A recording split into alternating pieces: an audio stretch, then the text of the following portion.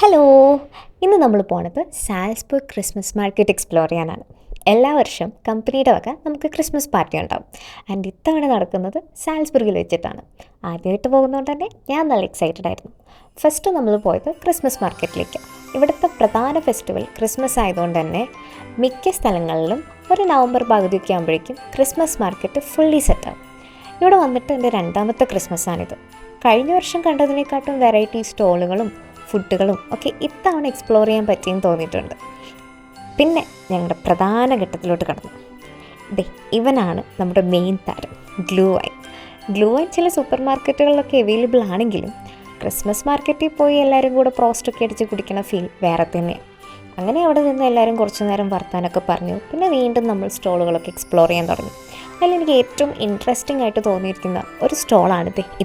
ഇത് കാണുമ്പോൾ പെട്ടെന്ന് നമുക്ക് എന്തോ ഓർമ്മ വരുന്നത്, കാലപ്പഴക്കമൊക്കെ ചെന്ന് തുരുമ്പടിച്ച സാധനങ്ങൾ. പക്ഷേ ഇത് ശരിക്കും ഉണ്ടാക്കിയിരിക്കുന്നത് ചോക്ലേറ്റ് വെച്ചിട്ടാണ്.